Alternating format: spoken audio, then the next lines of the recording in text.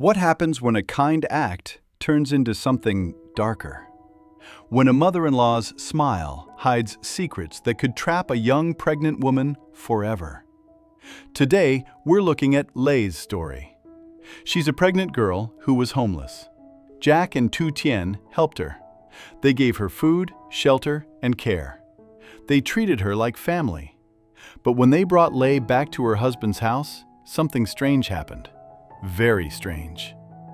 Lei's mother-in-law was angry at first.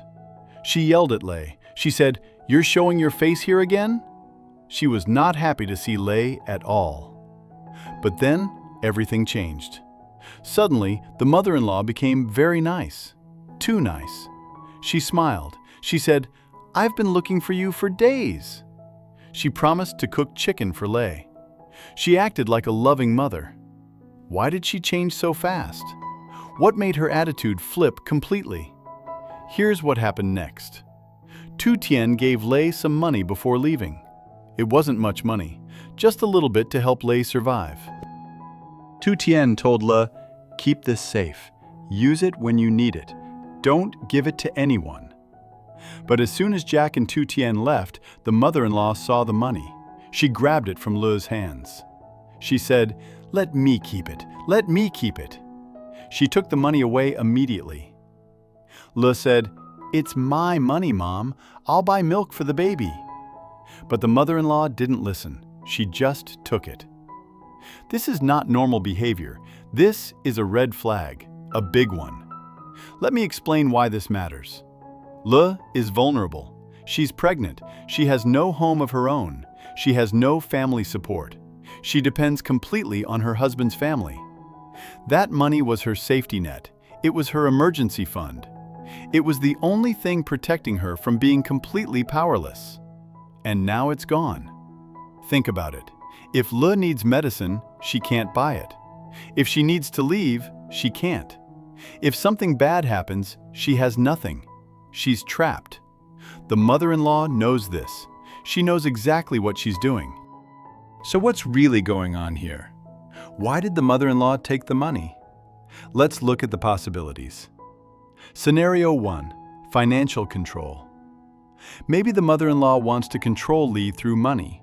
This is common in toxic families. Think about how it works. If Lei has no money, she can't leave. She can't make decisions. She can't say no to anything. She becomes completely dependent. The mother-in-law can make Lei do anything she wants. Work in the fields all day? Yes. Do all the housework? Yes. Accept abuse? She has no choice. Remember what the mother-in-law said earlier? Since she left, no one has been able to build a house for me. Build a house? What does that mean? It means Lei was doing hard labor, physical work, construction work, while pregnant. And the mother-in-law wants her back to continue that work.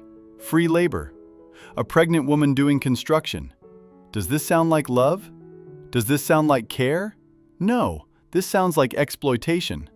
The money gives Lei options. Without money, Lei has no options. The mother-in-law understands this perfectly. But there's another possibility, something even more disturbing. Scenario 2. Preventing escape. Maybe the mother-in-law is afraid Lei will run away again. She ran away once before. She could do it again. Think about what happened. Lei was so miserable that she left. She walked away while pregnant. She had nowhere to go. She ended up on the street. That's how bad things were at that house. Now Lei is back. The mother-in-law seems happy, but is she really happy to see Lei? Or is she happy to have her worker back? The sudden kindness is suspicious. "I'll cook chicken for you tonight. I've been looking for you everywhere." These words sound nice, but they feel fake. It's like a trap. The mother-in-law is trying to make Lei feel guilty. "Look how much I care about you. Look how worried I was." But if she really cared, why did Lei run away in the first place? If she really worried, why was Lei doing construction work while pregnant? The truth is, the mother-in-law doesn't want Lei to leave again. And money is freedom. Money means Lei could take a bus. She could go to a hospital. She could call for help. So the mother-in-law takes the money. Now Lee is stuck. She can't leave even if she wants to. She's locked in that house without chains. And here's the scary part. Where is Lee's husband in all this? The mother-in-law said, "My son is drunk and asleep." He was sleeping the whole time. He didn't come out to see his pregnant wife. He didn't defend her. He didn't protect her. Jack asked to speak with him. The mother-in-law said no. "If you have anything to say, say it to me. I make all the decisions." I make all the decisions. That's the key phrase. The husband has no power. Or he doesn't care. Either way, Lee is alone. She can't count on him for help. She's trapped in a house with a controlling mother-in-law and a useless husband. And now she has no money, no escape route, no safety net. Now, let's dig deeper. What else did we miss? What other clues tell us something is very wrong in that house? Let's go back to the beginning. When Jack and Tien arrived at Lee's house, something strange happened right away. The mother-in-law was angry. She yelled, "You're showing your face here again? You're bringing someone here to cause trouble for me?" Cause trouble? Lee just came home. How is that causing trouble? Unless the mother-in-law was afraid of something, afraid of witnesses, afraid of people seeing how she treats Lee. Think about it. Jack and Tien are outsiders. They're strangers. They can see what's happening in that house. They can tell other people. They can call the police. The mother-in-law doesn't want that. She wants to keep everything private, keep everything hidden. That's why she was angry at first. Not because Lee came back, but because Lee brought people with her. Scenario 3. The baby's true value. Here's something most people miss. Why does the mother-in-law want Lee back? What's so special about Lee? It's not Lee herself. It's the baby. Lee is pregnant. That baby is valuable to the family. Maybe it's a grandson. Maybe it's the only grandchild. Maybe it's important for inheritance or family status. In many traditional families, having a grandson is everything. It continues the family name. It brings honor. It means the family line survives. Without Lee, there's no baby. Without the baby, the family has nothing. That's why the mother-in-law changed her attitude so quickly. She realized Lee is pregnant. She realized she needs Lee to stay until the baby is born. So she became nice. She smiled. She promised food. She acted loving. But what happens after the baby is born? Will she still be nice? Or will Lee become useless again? This is the scary question.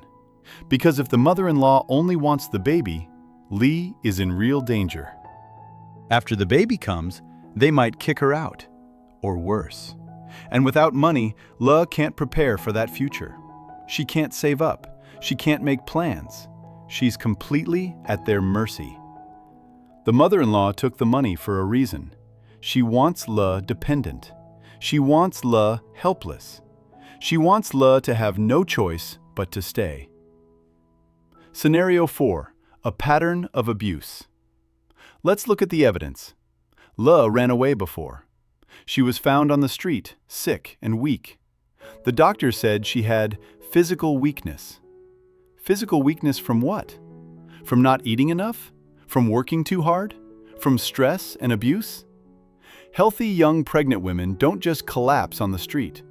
Something drove her to that point. Something terrible was happening in that house. And when Tien asked where the husband was, the mother-in-law said he was drunk and asleep. Drunk in the middle of the day. This is not normal. Maybe the husband drinks to escape. Maybe he drinks because he's unhappy. Maybe he drinks because he can't face what his mother is doing to his wife. Or maybe he drinks and becomes violent. Maybe that's another reason Lee ran away. We don't know.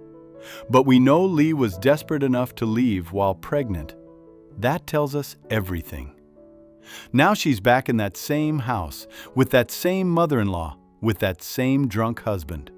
And now she has no money and no way out. The pattern is repeating. The cycle of abuse is starting again. The sister-in-law's reaction. Did you notice something else? When Lee came home, someone else was there. The sister-in-law. The mother-in-law said, "What's all the noise about?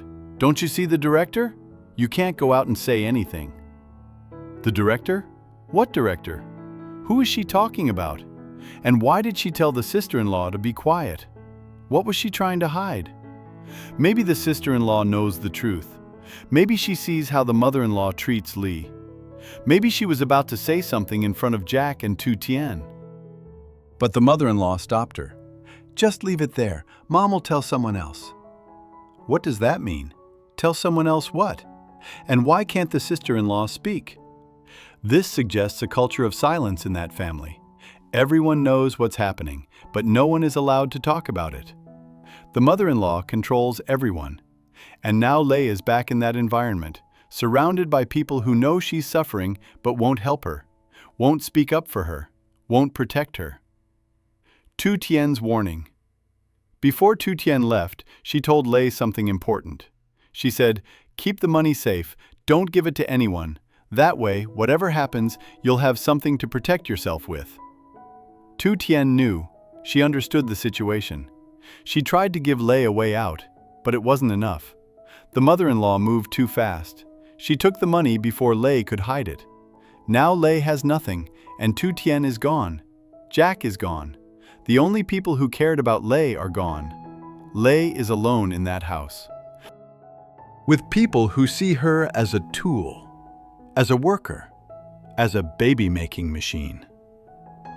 The question nobody asked. Here's what bothers me most. Where was Lee's husband during all of this? He was inside, supposedly drunk and asleep. But Jack and Tien were there for a long time. They talked with the mother-in-law. They gave Lee gifts. They gave Lee money. And the husband never came out. Not even once. Not even to see his own wife who had been missing for days. What kind of husband does that? What kind of man lets his mother control everything while he hides inside? Either he doesn't care about Lee, or he's too weak to stand up to his mother. Either way, Lee can't count on him.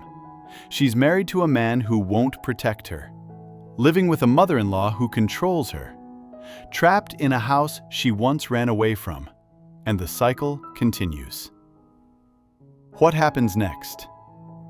So, what will happen to Lee now? Let's think about the possibilities.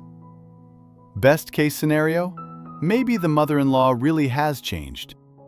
Maybe she learned her lesson. Maybe she'll treat Lee better this time. But do you believe that? I don't. More likely, the mother-in-law will use Lee until the baby is born. She'll make Lee work. She'll control the money. She'll keep Lee trapped. And after the baby comes, who knows what will happen? Worst case scenario, Lee will try to run away again. But this time, she'll have a newborn baby. Running away with a baby is much harder, much more dangerous. Or maybe she won't run away at all. Maybe she'll give up. Maybe she'll accept her fate. Maybe she'll spend the rest of her life suffering in silence. The money was her last hope, her last chance at freedom, and now it's gone. The real tragedy. Here's what makes this story so sad. Jack and Tien tried to help. They really did. They gave Lee shelter. They fed her. They called a doctor. They bought her gifts. They gave her money. They did everything right, everything kind, everything good. But it wasn't enough. Because the problem isn't Lee. The problem is the family she married into, the system that traps her, the culture that silences her. One act of kindness can't fix that. One small amount of money can't protect her from years of abuse and control. Jack and Tien saved Lee from the street, but they delivered her right back to the place that put her on the street in the first place. They meant well, but sometimes meaning well isn't enough. And now Lee is back where she started, maybe even worse off than before, because now the mother-in-law knows Lee might try to escape again. So she'll watch her more carefully, control her more tightly, make sure she can never leave. The trap has closed, and Lee is caught inside. There's one final piece of this puzzle, something that makes everything even more disturbing, something we almost missed. Let's talk about what the mother-in-law said when Jack and Tien were leaving. She asked, "What do you do for a living? You have so much money." Think about that question. Why does she care what Jack does? Why does she care about his money? Jack just brought her daughter-in-law home safely. He helped Lee when she was sick. He paid for a doctor. He even hired a car to bring her back. A normal person would say thank you. A normal person would be grateful. But the mother-in-law? She wants to know about money. She's curious about Jack's wealth. She's interested in his job. Why? What is she thinking? Scenario 5. The long-term plan. Here's a terrifying possibility. Maybe the mother-in-law is planning something bigger, something that involves Jack and Tien. Remember, she asked for their address. She said, "Could you please give me your address so I can come to your house to thank you?" Jack refused. He said it wasn't necessary. He kept the information private. Good move. Very good move. Because what if the mother-in-law wasn't planning to thank them? What if she was planning something else? Think about it. She now knows that Jack and Tien care about Lee. She knows they gave Lee money. She knows they're kind people, soft-hearted people. What could she do with that information? Maybe she'll contact them later. Maybe she'll ask for money. Lee needs medicine. Lee needs food. The baby needs clothes. She could guilt-trip them into sending money. But the money won't go to Lee. The money will go straight into the mother-in-law's pocket. This is a common scam. Bad people target kind people. They exploit their compassion. They take advantage of their generosity. And Jack and Tien are exactly the type of people who would fall for it. They're too kind, too trusting, too willing to help. The mother-in-law saw that. She recognized it. And she wanted their contact information to use later. Thank goodness Jack didn't give it to her. The phone number problem. But here's the issue. Lee has Tien's phone number. Remember? She asked for it earlier. Tien gave her the number. She wrote it down for Lee. She said, "If you need anything, call me." That was kind. That was generous. But it's also dangerous. Because the mother-in-law knows Lee has that number. And the mother-in-law controls everything in that house. She controls the money. She controls the people. She controls the information. What's stopping her from taking that phone number? What's stopping her from calling Tien herself? Nothing. Absolutely nothing. She could pretend to be Lee. She could say Lee needs help. She could ask for money. And Tien would probably send it because she cares about Lee. Or worse, she could prevent Lee from ever calling. She could destroy the phone number. She could make sure Lee stays isolated and alone. No contact with the outside world. No way to call for help. No connection to the people who care about her. Lee would be completely cut off, completely trapped. The husband's role. Let's go back to the husband one more time, because his behavior is very strange. He was drunk and asleep when Lee came home.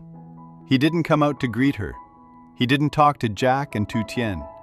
He didn't participate in any conversation. The mother-in-law spoke for him. She made all the decisions. She controlled everything. But at the very end, something happened. The mother-in-law said, "Oh, it's good that you're home. Tonight, Mom will cook chicken for you." And then she said to the husband, "I've been looking for you for days." Wait, who was she talking to? Lee or the husband? The way she said it was confusing, almost like she was talking to both of them, or neither of them. And then the husband appeared briefly, just for a moment. He said something about Lee being home, but his words were slurred, unclear, confused. He's drunk. He's controlled by his mother. He's useless as a protector or partner. But here's the question. Is he a victim too, or is he part of the problem? Maybe he drinks because he hates what his mother does to Lee, but he's too weak to stop her. So he escapes into alcohol. Or maybe he drinks because he doesn't care. Maybe he's okay with how his mother treats Lee. Maybe he even encourages it. We don't know.